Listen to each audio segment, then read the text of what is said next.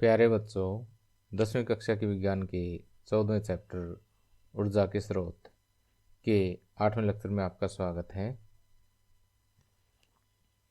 इससे पिछले लेक्चर्स में हमने ऊर्जा के वैकल्पिक या गैर पारंपरिक स्रोतों में से सौर ऊर्जा और समुद्रों से प्राप्त ऊर्जा का अध्ययन हमने कर लिया था और आज के लेक्चर का टॉपिक है नाभिकीय ऊर्जा।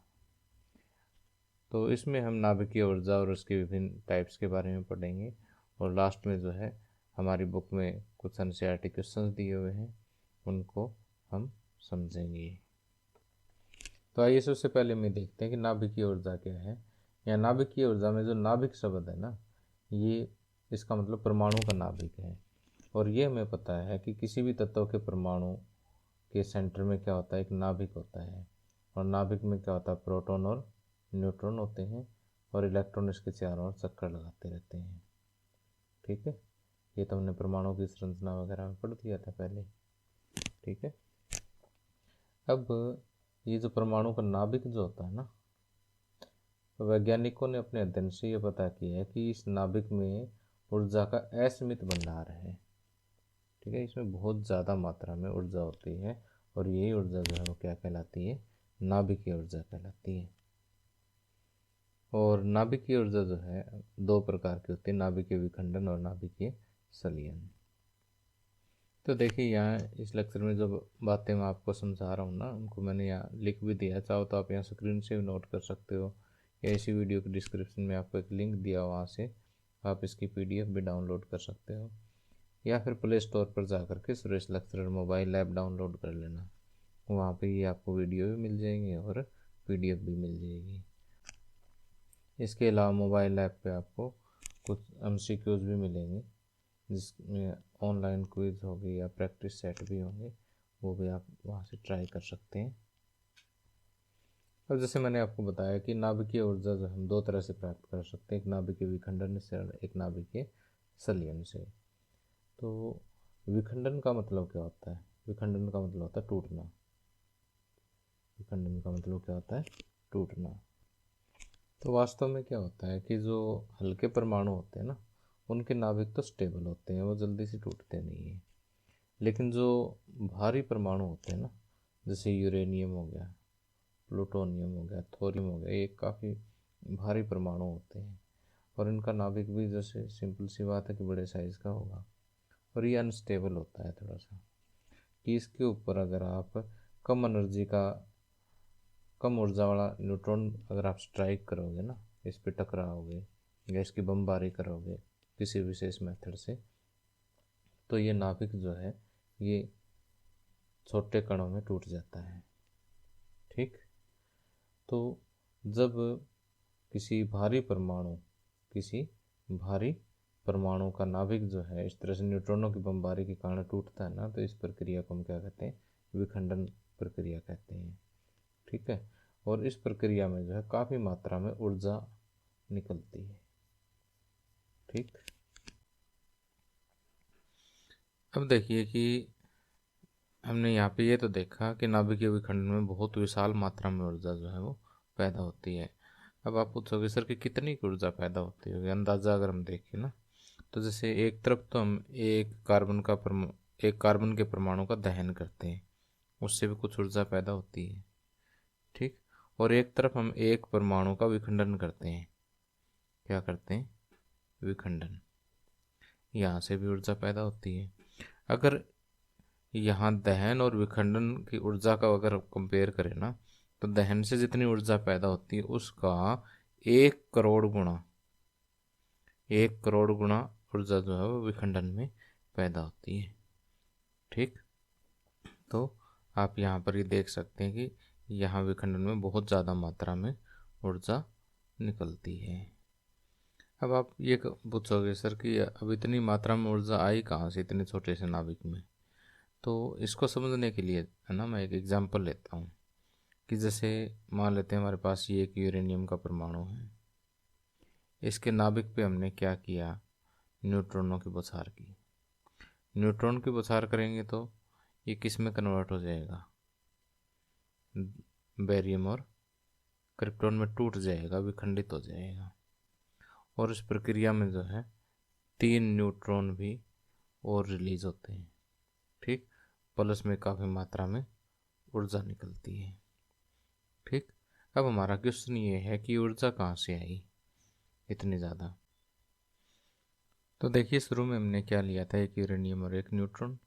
तो इनको हम कह देते हैं मूल नाभिक। क्या कह देते हैं? मूल नाभिक। और बाद में बने बेरियम, क्रिप्टॉन और 3 न्यूट्रॉन, इनको कह देते हैं उत्पाद। ठीक, अब अगर हम मूल नाभिकों का द्रव्यमान किसके साथ कंपेयर करें? उत्पादों के द्रव्यमान के साथ। तो अगर मूल नाभिकों का द्रव्यमान उत्पादों के द्रव्यमान के साथ कंपेयर करें तो हमें पता लगेगा कि मूल नाभिकों का द्रव्यमान जो है वो उत्पादों के द्रव्यमान से कुछ अधिक है। तो बाकी द्रव्यमान कहाँ गया? बाकी द्रव्यमान किस में कन्वर्ट हो गया? ऊर्जा के अंदर कन्वर्ट हो गया। तो ये बात सबसे पहले बताई थी अल्बर्ट आइंस्टीन ने। किसने बताई थी? अल्बर्ट आइंस्टीन ने। उन्होंने द्रव्यमान और ऊर्जा के बीच का एक कनेक्शन बताया था, एक रिलेशन बताया था, एक समीकरण बताया था। और उस समीकरण को कहते हैं हम E = mc²। अब ये कहता है कि जब m मास डिसअपियर होता है, m मास गायब होता है, तो E अमाउंट में ऊर्जा जो है वो पैदा हो जाती है। ठीक, m क्या है? यहाँ पर जो पदार्थ या द्रव्यमान का जो अंतर है, या हम ये कह सकते हैं कि जो द्रव्यमान गायब हुआ है वो है E ऊर्जा है। तो यहाँ पर C क्या है? C है प्रकाश का वेग। क्या है? प्रकाश का वेग है C। ठीक, तो प्रकाश का वेग कितना होता है? 3 × 10⁸ मीटर प्रति सेकंड। बहुत ज़्यादा वेग होता है ये, यानी एक बहुत बड़ा फैक्टर है ये।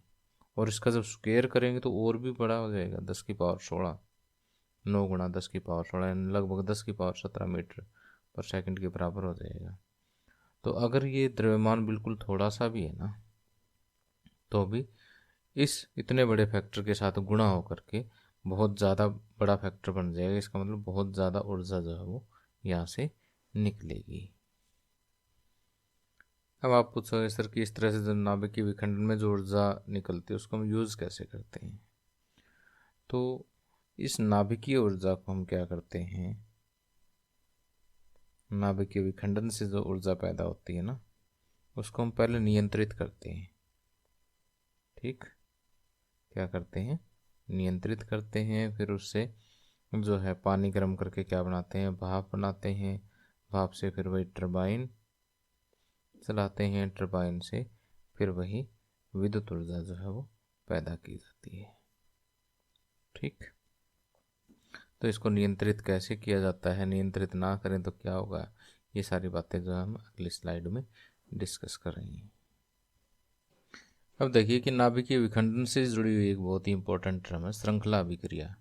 श्रृंखला अभिक्रिया के बारे में आपको बताता हूँ कि जैसे यूरेनियम 235 पर जब हम न्यूट्रॉन की बौछार करते हैं ना, अब ये 235 का फंडा क्या है पहले ये क्लियर कर देता हूँ कि यूरेनियम में जो है कई तरह के एटम्स होते हैं, जिसमें मुख्य रूप से दो हैं कि एक तो जिसका मास 235 होता है और एक जिसका मास 238 होता है। तो 235 को हम यहाँ पर विद्युत ऊर्जा वगैरह पैदा करने के लिए हम यूज़ करते हैं। ठीक, और इसको यूरेनियम 235 लिखते हैं। ठीक है, तो जब यूरेनियम 235 पर हम मंद गति वाले या कम ऊर्जा वाले न्यूट्रॉन्स की बौछार करते हैं प्रॉपर कंडीशन में, तो ये किस में टूट जाते हैं? बेरियम और क्रिप्टॉन में टूट जाते हैं। और साथ में क्या होता है कि 3 न्यूट्रॉन भी यहाँ पर रिलीज होते हैं और विशाल मात्रा में ऊर्जा जो है वो निकलती है। ठीक, अब आपको आगे सर ये तो आप पहले बता चुके हो, नया क्या है? नया आगे देखिए कि जैसे मान लिया कि आपने कुछ अमाउंट में यूरेनियम 235 लिया, इसमें तो असंख्य जो है वो परमाणु हैं यूरेनियम 235 के। तो अब देखिए 3 न्यूट्रॉन निकले हैं, ये यूरेनियम के अन्य 3 परमाणु, यूरेनियम के 235 के अन्य 3 परमाणुओं के साथ जो है टकराएंगे।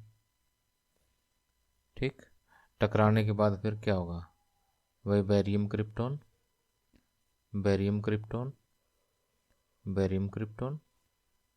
ठीक, और फिर 3 न्यूट्रॉन आगे निकले, फिर 3 न्यूट्रॉन आगे निकले, और यहाँ से भी 3 न्यूट्रॉन आगे निकले। ठीक, तो 1 से 3, 3 से 9, 9 से फिर 27, इस तरह से ये जो है एक चैन चल पड़ती है, और ये तब तक चलती रहेगी। अब देखो यहाँ पर जितनी ऊर्जा निकली उससे 3 गुनी यहाँ पर आगे यही प्रक्रिया रिपीट हुई, तो यहाँ पर भी जो है ऊर्जा जो और भी ज़्यादा अमाउंट में निकलेगी। ठीक, तो इस तरह से आगे 3 से फिर आगे 3 से 9 हो गए, 9 से फिर 27 होंगे, तो आप सोच सकते हो कितनी ज़्यादा ऊर्जा निकलेगी। और 27 से फिर 81 होंगे, 81 को फिर आप 3 से मल्टीप्लाई और कर सकते हो, कितने होंगे, 8 3 24 243 हो जाएंगे। ठीक है, फिर आगे फिर 3 से मल्टीप्लाई, तो ये इस तरह से एक चैन चल पड़ती है, एक श्रृंखला चल पड़ती है, और ये तब तक चलती रहेगी जो जब तक कि जो आपने यूरेनियम 235 इतना सैंपल लिया है ना यहाँ पर, ठीक है, उसके जब तक सारे परमाणु विखंडित ना हो जाए तब तक ये चलती रहेगी। और ऐसी प्रक्रिया क्या कहलाती है, ऐसी अभिक्रिया क्या कहलाती है, श्रृंखला अभिक्रिया कहलाती है। और इस अभिक्रिया का प्रयोग कहाँ करते हैं पता है, इसका प्रयोग करते हैं परमाणु बम बनाने में, परमाणु बम। तो वास्तव में परमाणु बम में क्या होता है कि इस तरह से जो है, मान लीजिए हमारा परमाणु बम है, तो इसमें कुछ यूरेनियम यहाँ रखा जाता है और कुछ यूरेनियम यहाँ रखा जाता है, क्योंकि यूरेनियम के एक प्रॉपर अमाउंट होने चाहिए, उससे अगर कम होगा तो ये रिएक्शन स्टार्ट नहीं होगी। तो अगर सारा इकट्ठा रख दिया तो जब हमें बम की ज़रूरत नहीं है तभी रिएक्शन स्टार्ट हो जाएगी, तो जहाँ पर रखा वो स्थान तो उड़ जाएगा ना। तो हम क्या करते हैं कि आधा यूरेनियम यहाँ रखते हैं, आधा यहाँ रखते हैं। ठीक, जब भी हमें कहीं परमाणु बम गिराना हो ना, तो हम यहाँ पर एक छोटा सा विस्फोट करते हैं, जिससे ये इधर वाला पार्ट चल करके इसमें घुस जाता है, और यूरेनियम की जितनी अमाउंट कम से कम हमें चाहिए श्रृंखला अभिक्रिया शुरू करवाने के लिए, वो अमाउंट पूरी हो जाती है। ठीक, और यहाँ पर कोई अरेंजमेंट होगी यहाँ न्यूट्रॉन की बुसार करने की, एक बार स्टार्ट होगी। ठीक है, स्टार्ट होने के बाद जो है इसमें श्रृंखला अभिक्रिया शुरू हो जाएगी और बहुत ज़्यादा ऊर्जा निकलेगी, और साथ में जो है कुछ विकिरणें भी जो है निकलती हैं यहाँ से, अल्फा बीटा गामा, जो बहुत ज़्यादा खतरनाक होती है। तो ये जो परमाणु बम है बहुत ज़्यादा विनाशक है। आपने जापान की हिरोशिमा और नागासाकी का नाम सुना होगा, सिर्फ वहीं पर आज तक यूज हुए हैं ये। ठीक है, तो इस टाइप की जो श्रृंखला अभिक्रिया है उस पर कोई नियंत्रण नहीं रहता, इसलिए हम इसको कहते हैं अनियंत्रित श्रृंखला अभिक्रिया। ठीक, तो ऐसी जो अनियंत्रित श्रृंखला अभिक्रिया है ये मानव जाति के नुकसान के लिए ही है, लेकिन इसको अगर आप नियंत्रित कर दोगे ना, नियंत्रित कर दोगे तो ये हमारे लिए फ़ायदेमंद भी हो सकती है। ठीक है, नियंत्रित श्रृंखला अभिक्रिया में क्या होगा कि हम 2 काम करेंगे नियंत्रित करने के लिए। एक तो जैसे ये 3 न्यूट्रॉन निकले ना, उनमें से हम 2/3 न्यूट्रॉनों को एब्जॉर्ब कर लेंगे पहले। ठीक है, कि आगे कितना जाए, एक ही जाए, एक जाएगा तो फिर यहाँ पर ये दोनों नहीं हो पाएंगे। ठीक, अब देखो इतने से काम नहीं चलेगा कि अगर एक न्यूट्रॉन निकला तो भी ये रिएक्शन काफ़ी फास्ट होती है, ये अभिक्रिया काफ़ी तेज़ होती है। अगर सिर्फ 2 ही ऑब्जर्व कर लें हम तो भी ये आगे जा कर के अनियंत्रित हो जाएगी अभिक्रिया। तो इसको भी हम क्या करते हैं, स्लो कर लेते हैं। ठीक, कि इसकी स्पीड को कम कर देते हैं। ठीक, तो ये 2 काम अगर हम कर लें ना, कि कुछ तो न्यूट्रॉनों को हम एब्जॉर्ब कर लें, इनको सोख लें, और जो बचे हुए न्यूट्रॉन उनकी स्पीड क्या कर दें, कम कर दें, तो ये श्रृंखला अभिक्रिया क्या हो जाएगी, नियंत्रित हो जाएगी। नियंत्रित होने के बाद जो है इसका उपयोग हम परमाणु बम के लिए नहीं करेंगे, इसका नाभिकीय रिएक्टर में यूज करेंगे। कहाँ यूज करेंगे? नाभिकीय रिएक्टर में। नाभिकीय रिएक्टर में क्या होता है कि ये जो नियंत्रित श्रृंखला अभिक्रिया के दौरान जो ऊर्जा निकली, उस ऊर्जा को जो है ये किस में बदल देता है? विद्युत ऊर्जा में बदल देता है। ठीक, प्रोसेस वही होता है कि नियंत्रित श्रृंखला अभिक्रिया की जो ऊर्जा है उससे पानी गर्म होगा, भाप बनेगी। ठीक है, भाप से जो है टरबाइन से जनरेटर चलेगा और विद्युत ऊर्जा पैदा हो जाएगी।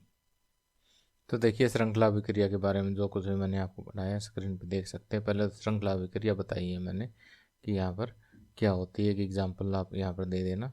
उसके बाद जो है आपने बताना कि श्रृंखला अभिक्रिया दो प्रकार की होती है, अनियंत्रित श्रृंखला अभिक्रिया और नियंत्रित श्रृंखला अभिक्रिया। अनियंत्रित में जैसे अगर हम सिंपल श्रृंखला अभिक्रिया वाले इन लैंग्वेज को ट्रेस करेंगे और लास्ट में यही लिखेंगे कि ये विशाल मात्रा में ऊर्जा पैदा होती है जो 1% विस्फोट का रूप ले लेती है, और ये परमाणु बम बनाने के लिए इसका जो है यूज़ किया जाता है। ठीक है, तो उसके बाद जो है हम करेंगे नियंत्रित श्रृंखला अभिक्रिया। नियंत्रित श्रृंखला अभिक्रिया जो है उसका मैंने आपको सही समझाई दिया है कि हम कुछ न्यूट्रॉनों को क्या करते हैं, अवशोषित करते हैं और बाकियों को स्पीड जो है वो कम कर लेते हैं। तो जो नियंत्रित श्रृंखला अभिक्रिया है उसका यूज़ कहाँ करते हैं? नाभिकीय रिएक्टर में करते हैं, जिससे क्या किया जाता है? बिजली उत्पन्न की जाती है। अब नाभिकीय विद्युत संयंत्र की कुछ एक सीमाएं हैं, कुछ कमियां हैं जिनको मैं स्क्रीन से पर ही बता देता हूँ कि एक तो जैसे यूरेनियम 235 आपने पूरा यूज़ कर लिया, यूज़ करने के बाद जो अवशेष बचे हैं ना, उनको, उन अपशिष्ट पदार्थों को अगर हम उचित प्रकार से, ये मतलब डिस्पोज ऑफ हो ही नहीं सकते, इनको तो बस पैक करके रखना पड़ता है, इनका भंडारण करना पड़ता है। अगर इनका निपटारा सही ढंग से ना हो तो इनकी जो विकिरणें हैं वो पर्यावरण को प्रदूषित कर सकती हैं।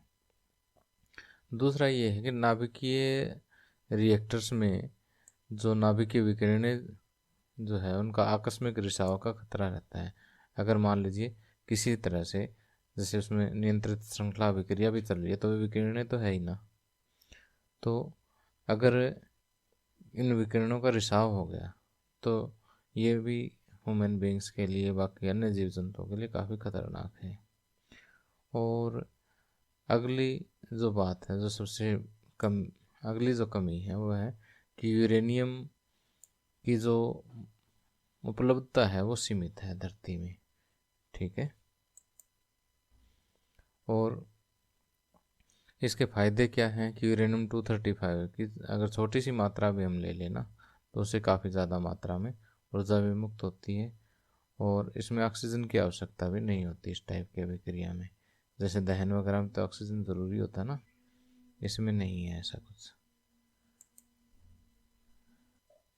अब आगे आता है नाभिकीय संलयन। जैसे मैंने बताया था कि नाभिकीय ऊर्जा जो है दो तरह से प्राप्त कर सकते हैं, नाभिकीय विखंडन से और नाभिकीय संलयन से। विखंडन का मतलब क्या होता है? टूटना, और संलयन का मतलब क्या होता है? जुड़ना होता है। ठीक, तो नाभिकीय संलयन में क्या होता है कि कुछ हल्के नाभिक जो है वो जुड़ करके एक बड़ा नाभिक बनाते हैं। ठीक, इस प्रक्रिया में भी बहुत ज़्यादा मात्रा में ऊर्जा निकलती है, और ये ऊर्जा जो है लगभग नाभिकीय विखंडन से भी लगभग 1000 गुना ज़्यादा होती है। तो अगर हम बात करें कि यहाँ पर एग्जांपल लेते हैं कि जैसे ये हाइड्रोजन का जो है ड्यूटेरियम एक आइसोटोप है, ये हाइड्रोजन का सेम दूसरा ही हमने आइसोटोप ले लिया। जब इन दोनों के नाभिक जुड़ेंगे तो क्या बनाते हैं? हीलियम का नाभिक बनाते हैं। ठीक, और इस दौरान जो काफ़ी मात्रा में ऊर्जा निकलती है। ठीक, तो ये नाभिकीय संलयन का एक एग्जाम्पल है।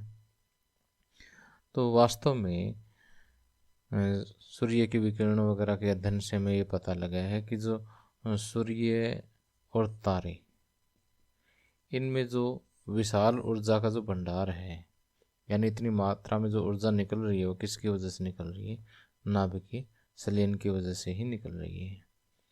ठीक, अब देखिए कि नाभिकीय संलयन अभिक्रिया को शुरू करने के लिए जो है पहले बहुत ज़्यादा मात्रा में आप लोगों को ऊर्जा चाहिए, या फिर हम ये कहें कि बहुत ज़्यादा हाई टेम्परेचर चाहिए। ठीक, बहुत ज़्यादा तापमान चाहिए, और साथ में क्या चाहिए? हाई प्रेशर चाहिए, यानी बहुत ज़्यादा ताप और बहुत ज़्यादा दाब की आवश्यकता होती है। कितना दाब, कितना ताप? तो इसमें मिलियंस यानी लाखों केल्विन टेम्परेचर जो चाहिए, और उतना ही लाखों पास्कल दाब जो है उसकी आवश्यकता होगी। उसके बिना नाभिकीय संलयन जो है वो शुरू नहीं होगी। अब जैसे नाभिकीय विखंडन के आधार पर हम क्या बनाते हैं? परमाणु बम बनाते हैं, जिसको नाभिकीय बम कहते हैं, परमाणु बम। और हाइड्रोजन बम का नाम सुना होगा, इसका हाइड्रोजन बम। हाइड्रोजन बम जो है वो नाभिकीय संलयन के आधार पर बनता है। ठीक, अब इतना टेम्परेचर या इतना प्रेशर जो है इससे देते हैं, फिर ये एक्टिवेट होता है, और कहते हैं कि हाइड्रोजन बम जो है वो परमाणु बम से भी 1000 गुना ज़्यादा खतरनाक है। ओके, तो देखिए नाभिकीय संलयन और नाभिकीय विखंडन के नाभिकीय संलयन के बारे में जो भी मैंने आपको पॉइंट्स बताए हैं वो सारे स्क्रीन से आप पढ़ सकते हैं। बिल्कुल जो मैंने पढ़ाया है एज इट इज़ लिखा है। ठीक है, और अब देखिए लास्ट में कुछ एक एनसीईआरटी क्वेश्चंस हैं जो लगभग हमारे चैप्टर के दौरान डिस्कस हो चुके हैं। जो मुश्किल है उनके मैंने उत्तर भी लिख दिए हैं, और किसी क्वेश्चन में आपको प्रॉब्लम हो तो वो आप नीचे कमेंट में डाल सकते हैं, मैं उसका आपको कमेंट में जवाब दे दूँगा। Thank you, have a nice day.